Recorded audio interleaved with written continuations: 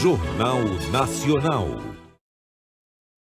Olá, boa noite. Boa noite. O Supremo Tribunal Federal julga o orçamento secreto. A relatora ministra Rosa Weber considera inconstitucionais as emendas de relator. A Câmara aprova mudança na lei das estatais e facilita a nomeação de políticos no comando de empresas públicas. Protestos levam o governo peruano a declarar estado de emergência por 30 dias. A ONU reconhece a importância do esforço de organizações para restaurar a Mata Atlântica no Brasil e em mais 2 países vizinhos.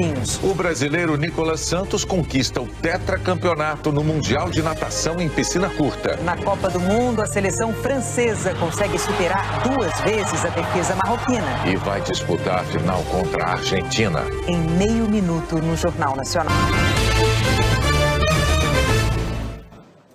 O futuro ministro da Fazenda, Fernando Haddad, declarou hoje que a estabilidade fiscal é fundamental para o controle da inflação e para a queda dos juros. Também nesta quarta-feira, o presidente eleito Luiz Inácio Lula da Silva seguiu com a formação do novo governo. O presidente eleito Lula só saiu do hotel hoje para ir à posse do novo presidente do Tribunal de Contas da União, Bruno Dantas. Estavam também a presidente do STF, Rosa Weber, e o presidente do Congresso, Rodrigo Pacheco. Jair Bolsonaro não compareceu. O ministro Vital do Rego assumiu a vice-presidência do TCU. Bruno Dantas já estava como presidente interino desde julho, quando a ministra Ana Reis se aposentou. Foi o TCU que forneceu à equipe de transição informações detalhadas sobre as contas do atual governo. De volta ao hotel, Lula se reuniu com o embaixador Mauro Vieira, futuro ministro das Relações Exteriores. Em seguida, no CCBB, Vieira anunciou os primeiros nomes de sua equipe.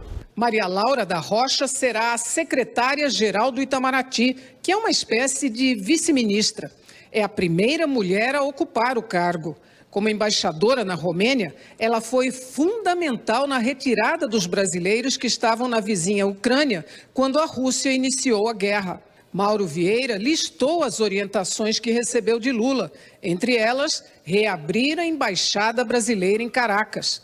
Seria uma política de reconstruir pontes. Em primeiro lugar, com os nossos vizinhos sul-americanos, restabelecendo todos os mecanismos de contato, de negociação e, em seguida, que é o nosso também ambiente próximo, que é a América Latina em geral, e também que eu retomasse todos os programas de cooperação com a África. Nós queremos estreitar nossas relações com a África, voltar a ter relações intensas com solidariedade e com cooperação. Vieira disse que recebeu instruções para preparar as primeiras viagens de Lula para a Argentina, Estados Unidos e China. O corregedor-geral eleitoral, ministro Benedito Gonçalves, abriu investigação contra o presidente Jair Bolsonaro e aliados por terem posto em dúvida o resultado das eleições. O ministro analisou ações apresentadas pela coligação do presidente eleito Lula. Além de Bolsonaro, serão investigados o candidato a vice, Walter Braga Neto, o senador Flávio Bolsonaro, os deputados Eduardo Bolsonaro, Carla Zambelli e Bia Kicis, os deputados eleitos Nicolas Ferreira e Gustavo Gayer e o senador eleito Magno Malta, todos do PL. Jair Bolsonaro e Walter Braga Neto também vão ser investigados na condição de suspeitos de abuso de poder econômico por causa de medidas como a antecipação de pagamento do Auxílio Brasil e do Auxílio Gás e o aumento do número de famílias beneficiadas pelo Auxílio Brasil. A Polícia Federal cumpriu mandados de busca e apreensão em 4 estados e na sede da FUNAI em Brasília, numa operação contra o desmatamento e a grilagem na terra indígena Ituna-Itatá, no sudoeste do Pará. O chefe do Departamento dos Índios Isolados, Giovânio Catuquina, foi um dos alvos da operação. Segundo a Polícia Federal, fazendeiros e servidores públicos comercializavam terras em áreas de proteção. A FUNAI declarou que não comenta investigações em curso e que está à disposição para colaborar. Giovânio Catuquina não se manifestou. A Câmara dos Deputados aprovou mudanças que deixam mais branda a lei criada para dificultar nomeações políticas em empresas públicas. Horas depois de o presidente eleito, Luiz Inácio Lula da Silva, confirmar a Aloysio Mercadante para a presidência do BNDES, o Banco Nacional de Desenvolvimento Econômico e Social, a Câmara dos Deputados botou na pauta e aprovou mudanças na lei das estatais. Foram 314 votos a favor e 66 contrários. O projeto teve o apoio da maioria dos deputados da base atual do governo, do Centrão, e de aliados do presidente eleito. A lei das estatais entrou em vigor em julho de 2016, logo após o escândalo de corrupção na Petrobras, o chamado Petrolão. Funciona como uma barreira para interferências políticas na administração de empresas públicas. O artigo 17 estabelece que quem atuou nos últimos 36 meses como participante de estrutura decisória de partido político ou em trabalho vinculado, organização, estruturação, realização de campanha eleitoral, não pode ter cargo de direção em estatal. Uma das mudanças aprovadas ontem acaba justamente com esse prazo. Reduz de 3 anos para 1 mês a quarentena de indicados para cargos nas estatais. O projeto apresentado no mês passado, em novembro, não falava da redução da quarentena. Mudança acrescentada ontem. O Supremo Tribunal Federal retomou hoje o julgamento sobre o orçamento secreto. A relatora ministra Rosa Weber considerou que as emendas do relator ferem a Constituição. O STF analisa 4 ações apresentadas pelo Partido Verde, PSOL, Cidadania e PSB, que questionam o orçamento secreto que tem origem nas emendas do relator. Elas receberam esse apelido porque não identificam claramente os deputados e senadores que indicam onde o dinheiro deve ser aplicado e não têm critérios de distribuição igualitária entre os parlamentares. A relatora do caso é a presidente da Corte, ministra Rosa Weber. Em novembro de 2021, a ministra suspendeu a execução das emendas do relator, decisão confirmada pelo plenário. 1 mês depois, Câmara e Senado se comprometeram a dar mais transparência e controle às emendas. A ministra liberou, então, o pagamento, inclusive para não causar maiores prejuízos à prestação de serviços públicos. O julgamento começou na semana passada. Hoje, horas antes da retomada da votação, o presidente do Congresso Nacional, senador Rodrigo Pacheco, enviou um ofício ao STF com uma nova proposta para a distribuição das emendas de relator. Segundo o texto, parte das emendas ficaria com lideranças do Congresso. O restante seria dividido de acordo com o tamanho das bancadas. As emendas teriam ainda que ser indicadas oficialmente por parlamentares. Atualmente, qualquer cidadão pode fazer indicações, deixando oculto o nome do parlamentar que patrocina o gasto. Rosa Weber cumprimentou o Congresso pela iniciativa, mas manteve o julgamento. Confirma a adequação da liminar que exarei nestes autos e que foi referendada, e além disso, referendada pelo Supremo, além de confirmar a impropriedade do sistema até então praticado. A iniciativa, porém, em absoluto prejudica o julgamento já iniciado na assentada anterior. No voto, a presidente do STF ressaltou que as emendas parlamentares estão previstas na Constituição e são um mecanismo legítimo para a distribuição transparente e igualitária de recursos entre os parlamentares. Mas lembrou que muitas vezes a falta de controle levou a esquemas de corrupção que usaram as emendas para interesses eleitorais e patrimonialistas. Ao se referir especificamente ao orçamento secreto, a ministra afirmou que o problema não é somente o valor alto das emendas de relator, mas também o poder concentrado na mão de um único parlamentar, o que pode levar à barganha e ao favorecimento de um grupo.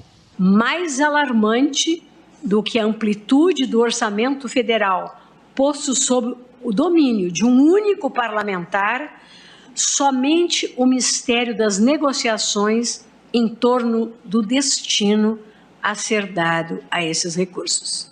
Mais alarmante, sem dúvida, é que as emendas do relator foram consignadas no orçamento da União em favor de um grupo restrito e incógnito de parlamentares, encobertos pelo véu da rubrica RP9.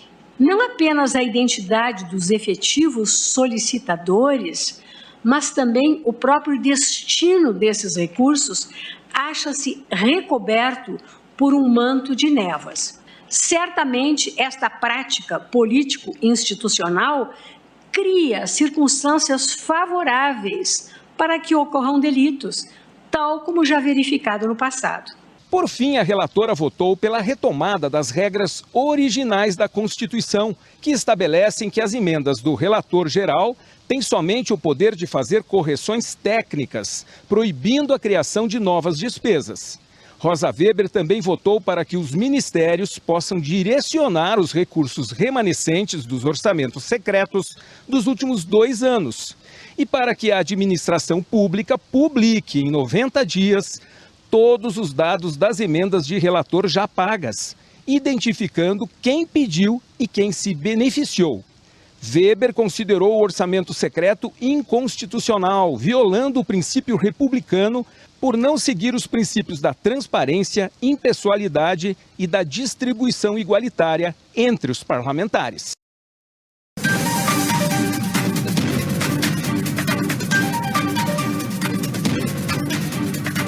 Direto da Avenida Paulista, começamos agora o CNN Prime Time na TV e nas plataformas de streaming YouTube e Prime Video desta quarta-feira, 14 de dezembro. Vamos às notícias com destaque para o orçamento secreto que voltou a ser julgado no Supremo Tribunal Federal. Os ministros analisam ações de 3 partidos que questionam a constitucionalidade das emendas de relator, que liberaram 19 bilhões de reais aos parlamentares sem que eles precisassem justificar para onde foi esse dinheiro. A relatora no STF, ministra Rosa Weber, criticou duramente o orçamento secreto, dizendo que o destino dos recursos é coberto por um manto de névoas. Bolsa caminhoneiro, bolsa taxista, auxílio gás, os benefícios que foram criados pelo governo em período eleitoral estão cobrando um preço agora. O corregedor-geral do TSE abriu uma apuração contra o presidente Jair Bolsonaro e aliados. Eles teriam se beneficiado eleitoralmente dessas medidas. E o ministro Alexandre de Moraes dá 48 horas para o ministro da Justiça e o governador do Distrito Federal explicarem as ações de segurança tomadas durante os atos de vandalismo em Brasília. E sobre quem pratica atos antidemocráticos e espalha fake news, Alexandre de Moraes mandou um recado. Há muita gente para prender e multa para ser aplicada. Falamos também da discussão em torno da aprovação do texto na Câmara que muda a lei das estatais, flexibilizando a nomeação de políticos para a presidência e diretoria de empresas públicas. A reação negativa foi imediata. As ações de Petrobras e Banco do Brasil despencaram e a Bolsa operou o dia todo em queda. Na formação do futuro governo, Lula convida o ex-sindicalista Luiz Marinho para o Ministério do Trabalho. Já o presidente da Fiesp foi convidado para a Indústria e Comércio.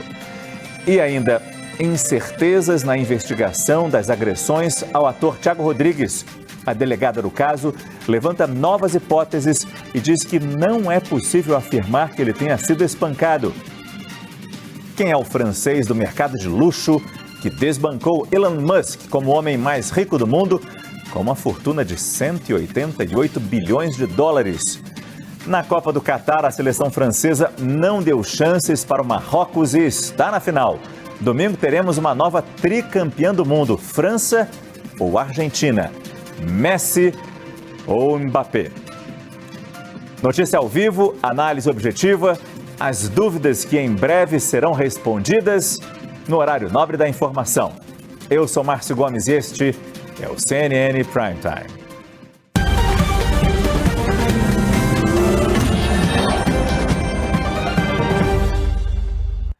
Boa noite. A presidente do Supremo Tribunal Federal, ministra Rosa Weber, votou hoje contra o orçamento secreto.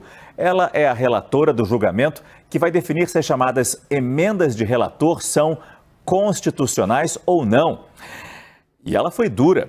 Para a ministra, essas emendas favoreceram o que ela chamou de grupo restrito e incógnito de parlamentares. Nossa repórter Carol Rosito acompanhou o julgamento lá no Supremo e tem as informações para a gente ao vivo, direto de Brasília. Carol, boa noite.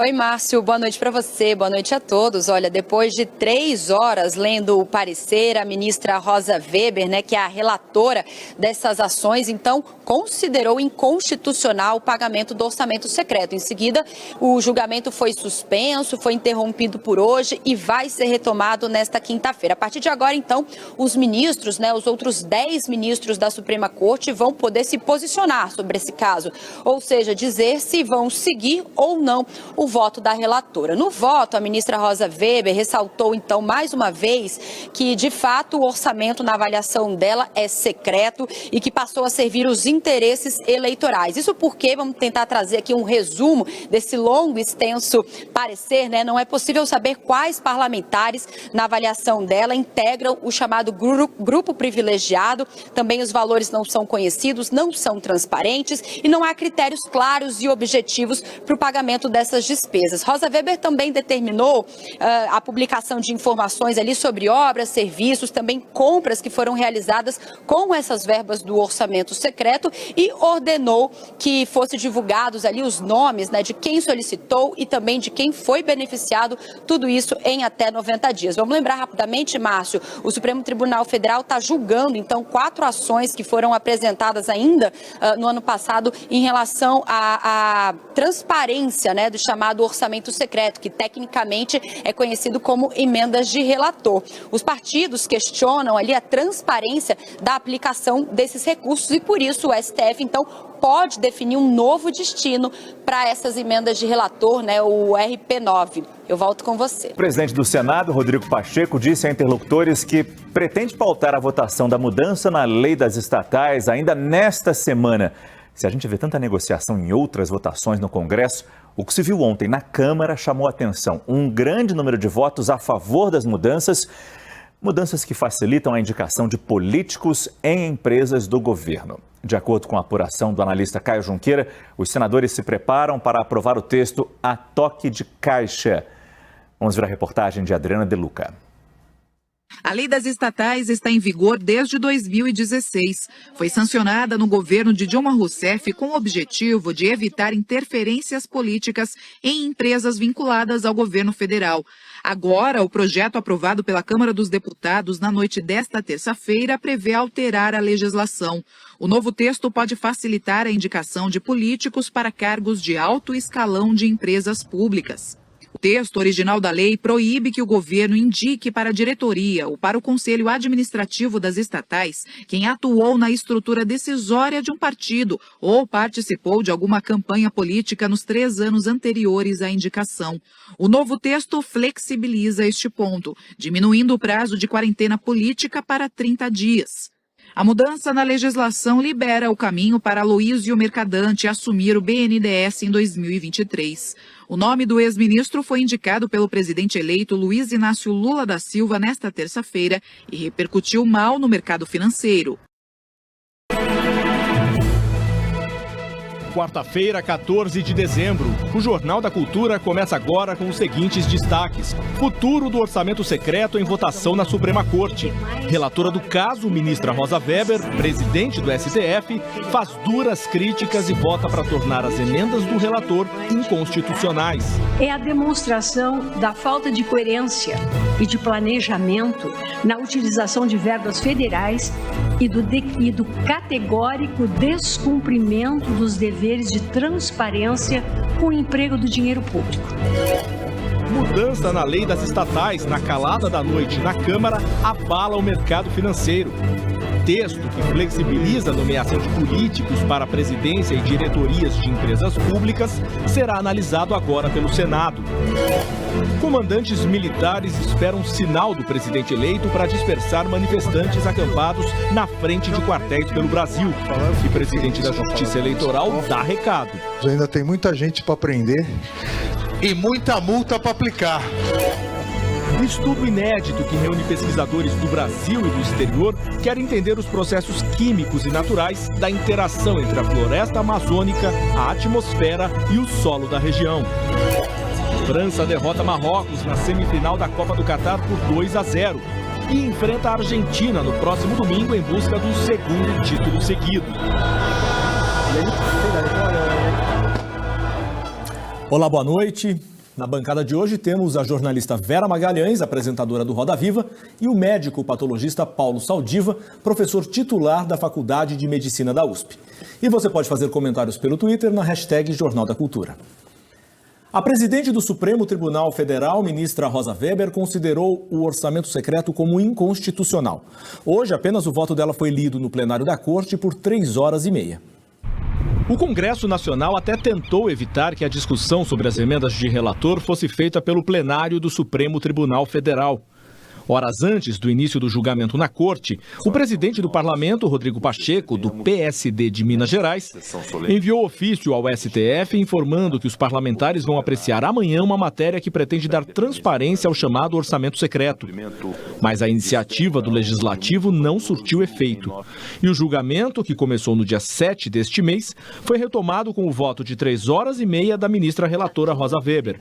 De relator. A publicização dos dados referentes aos serviços, obras e compras realizadas com tais verbas públicas, assim como a identificação dos respectivos solicitadores e beneficiários de modo acessível, claro e fidedigno, no prazo de 90 dias. A votação no STF deste caso deve ser retomada amanhã. A mudança na chamada Lei das Estatais caiu como uma bomba no mercado financeiro. A Bolsa de Valores passou quase todo o dia em baixa e só se recuperou no fim dos negócios. As ações da Petrobras despencaram quase 10% e as do Banco do Brasil recuaram mais de 2%.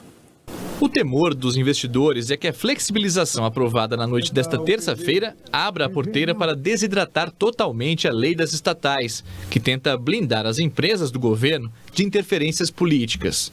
A votação ocorreu a toque de caixa e o projeto foi aprovado por um placar bem dilatado, 314 votos a favor e 66 contra.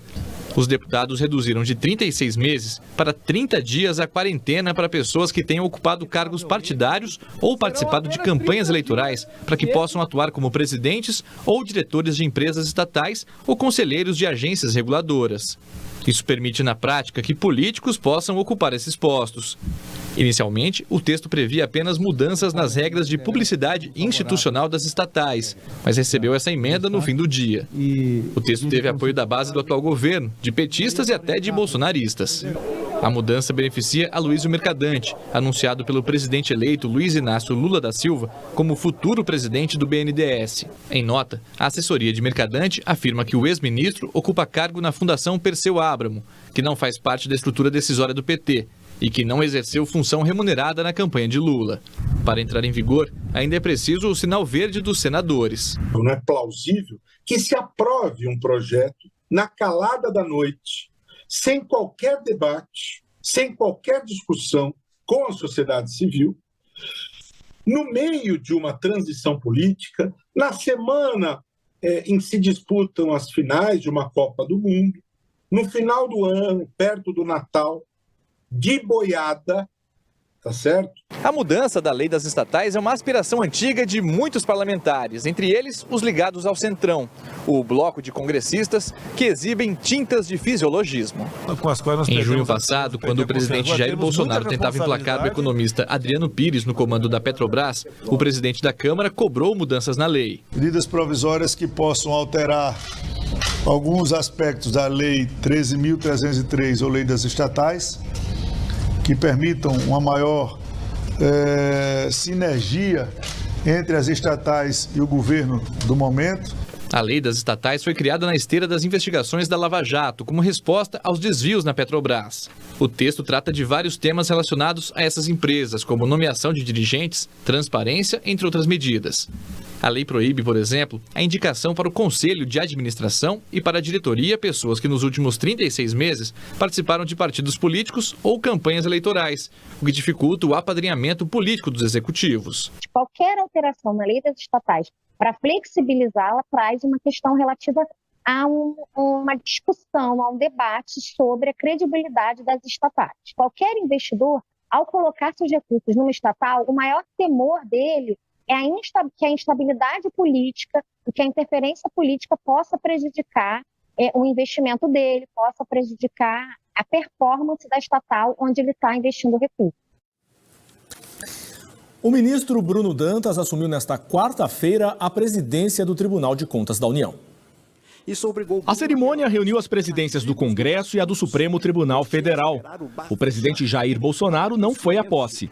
Já o presidente eleito, Luiz Inácio Lula da Silva, estava na primeira fila.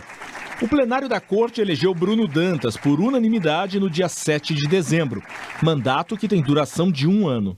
Hoje, quando sou empossado na presidência do Tribunal de Contas da União, percebo, presidente José Sarney, que é tempo de reconstruir. Nesta mesma data, em 14 de dezembro, por uma feliz conspiração do destino, celebra-se o Dia Nacional de Combate à Pobreza. Diante dos desafios postos, conclamo esta Casa a declarar como prioridade na agenda de prioridades o exercício de nossas competências institucionais para acompanhar e alavancar as políticas públicas destinadas à redução de desigualdades sociais e econômicas. Bruno Dantas é um dos ministros mais jovens da história da Corte. Entrou no TCU em 2014, aos 35 anos. Em julho, com a aposentadoria da então presidente Ana Arraes, assumiu interinamente o cargo. Na sessão de hoje, o ministro Vital do Rego também tomou posse como vice-presidente do TCU. O ministro acumula ainda a função de corregedor do tribunal. O Tribunal de Contas da União é um órgão técnico subordinado ao Congresso Nacional que tem como objetivo auxiliar os parlamentares a fiscalizar o orçamento federal. O presidente do TSE e ministro do STF, Alexandre de Moraes, deu prazo de 48 horas para o ministro da Justiça, Anderson Torres, e o governador do Distrito Federal, Ibanez Rocha, informarem quais ações foram tomadas para coibir os atos de vandalismo em Brasília na última segunda-feira. Enquanto isso, militares já se preparam para dispersar bolsonaristas em frente aos quartéis pelo país, assim que o presidente eleito assumir o cargo em 1º de janeiro. De acordo com fontes ouvidas pela TV Cultura, o Exército deve dispersar os apoiadores de Jair Bolsonaro acampados em frente a quartéis de vários estados a partir do dia da posse. Eles pedem intervenção federal desde que Lula venceu a eleição. A ideia se consolidou após as cenas de vandalismo praticados por bolsonaristas nesta segunda-feira, depois que um indígena, apoiador do presidente, foi preso pela Polícia Federal por incitar atos antidemocráticos. O futuro ministro da Justiça, Flávio Dino, disse nesta quarta-feira que os ataques não devem acontecer de novo. A presença do efetivo da própria Polícia Federal, da Polícia Militar, a atuação da Polícia Civil do Distrito Federal são garantias de que muito dificilmente aquelas cenas se repetirão. A partir do momento que não houve a prisão em flagrante, o que deve ser feito e está sendo feito é a realização dos inquéritos policiais, para que aí sim, eventualmente, se for o caso, haja pedidos de prisão preventiva ou temporária. Há um certo desconforto entre os militares, uma vez que os comandantes do Exército, Marinha e Aeronáutica assinaram uma nota logo após a eleição, dizendo que os atos bolsonaristas eram legítimos e insinuando que o presidente estava sendo perseguido pelo judiciário. A tendência, sim, é que os novos chefes militares, que comporão a defesa, eles tendem, claro, a ter uma proximidade com Lula e agir conforme a lei, De modo que as manifestações pacíficas, como eu disse, serão bem-vindas, mas aquelas que agirem para fora da lei, gerando risco à democracia e o direito de ir e vir dos cidadãos, esses sim terão que ser, de alguma forma, reprimidos na força da lei. Durante seminários sobre a atuação do STF, o ministro Dias Toffoli comparou o vandalismo em Brasília, que por enquanto não levou ninguém à prisão, ao que aconteceu nos Estados Unidos, quando 964 pessoas foram detidas após a invasão no Capitólio. Já o ministro Alexandre de Moraes comentou os dados citados pelo colega em tom de ironia. Eu fiquei feliz com a fala do ministro Toffoli, porque comparando os números ainda tem muita gente para prender e muita multa para aplicar. Para este cientista político, o silêncio do presidente Jair Bolsonaro mostra cumplicidade com os atos antidemocráticos. Porque quando ele silencia, ele não reconhece a vitória do seu adversário, não aceita a derrota, fica em silêncio, ainda faz alguns gestos, discursos ambíguos para os seus apoiadores, ele estimula esse tipo de contestação. E aí, claro que o clima vai esquentando, até que numa hora pode acontecer o que realmente aconteceu, atos que podem ser classificados como uma forma, sim, de terrorismo político. Os pingos nos is. Jovem Pan.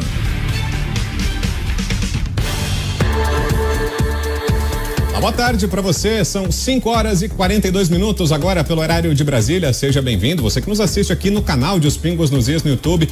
Estamos no ar, começando aqui a edição desta quarta-feira, 14 de dezembro de 2022. Daqui a pouquinho estaremos juntos também com o pessoal do rádio e da TV também, a partir das 6 da tarde. A gente começa agora com esses 20 minutinhos aqui de conteúdo exclusivo para você ligado aqui no canal. A gente começa falando sobre uma decisão importante da Câmara dos Deputados ontem à noite. Em uma votação relâmpago realizada na noite desta terça-feira, a Câmara aprovou um projeto que muda a chamada Lei das Estatais.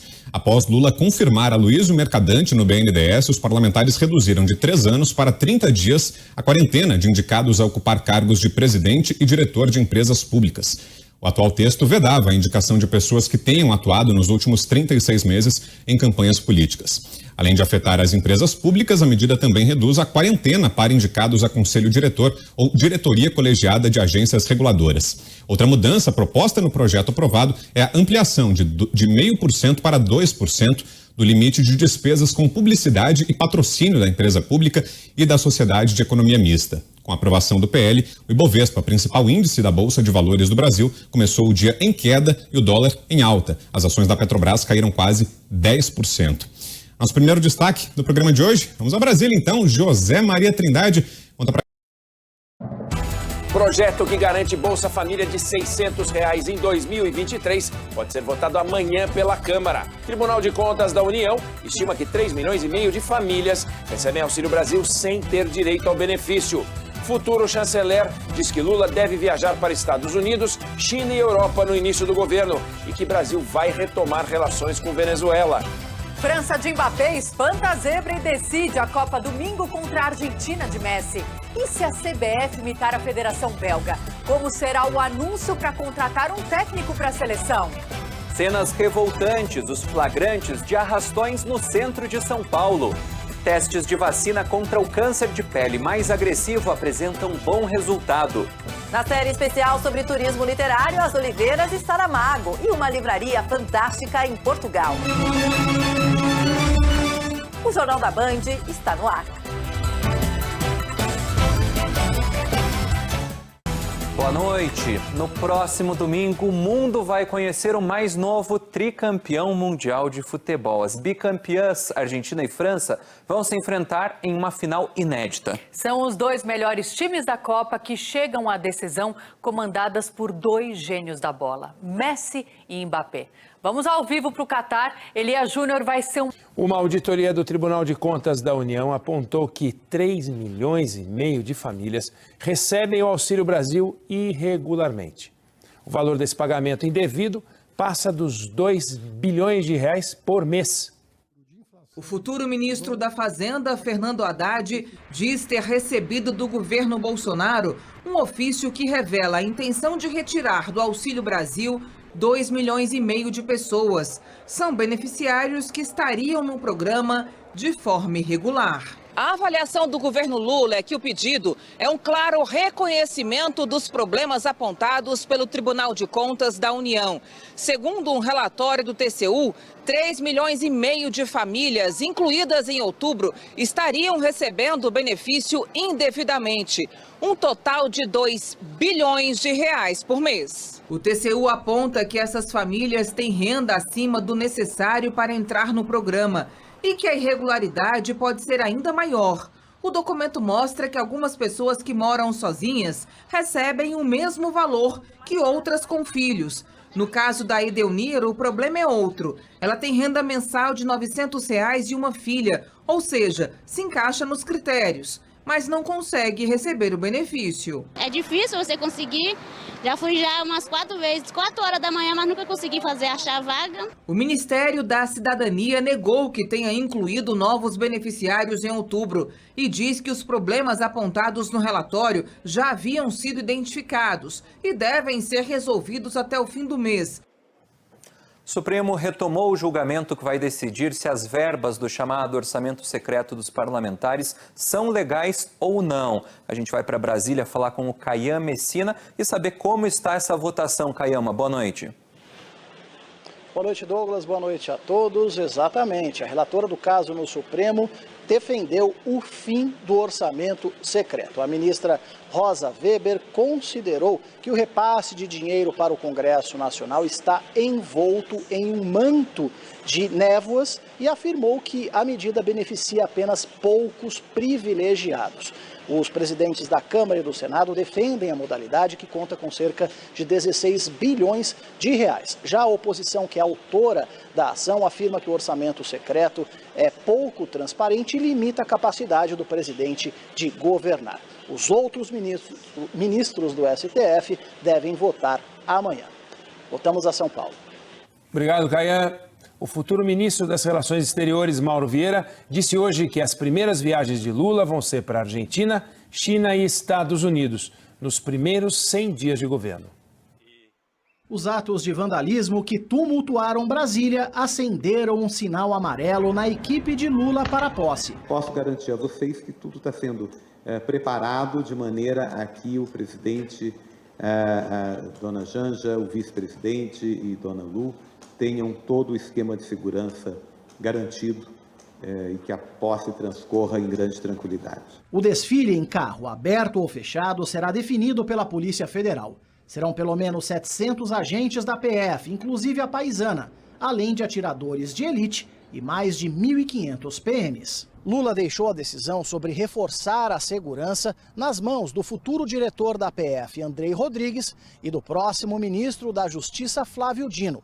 São eles que vão coordenar todo o esquema de inteligência até o dia 1º de janeiro. Hoje, o presidente eleito esteve na posse do novo presidente do Tribunal de Contas da União. Sem citar nomes, Bruno Dantas condenou os arruaceiros. Não é patriota quem prega violência, quem destrói o patrimônio público ou privado, quem agride ou fere terceiros por diferenças ideológicas, quem se arma para derramar o sangue de seus patrícios. Também hoje, Lula se encontrou com o presidente da Fiesp e o convidou para ser ministro da Indústria e Comércio.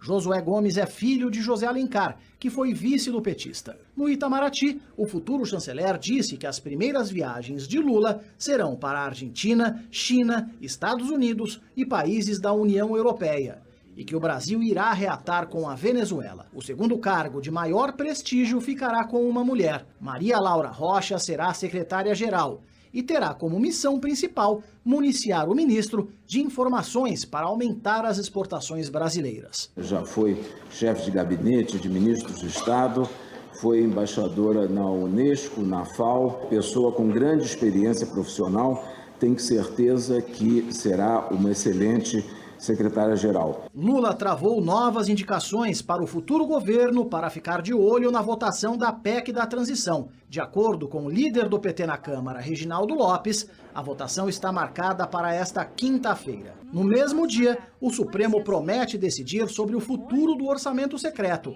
A ideia é evitar turbulências com o Congresso até a aprovação da proposta. O presidente da Câmara, por exemplo, pressiona por um ministério e o MDB sonha com a saúde, mas a tendência é que o cargo fique com a presidente da Fiocruz, Nízia Trindade. No trabalho, Lula já bateu o martelo.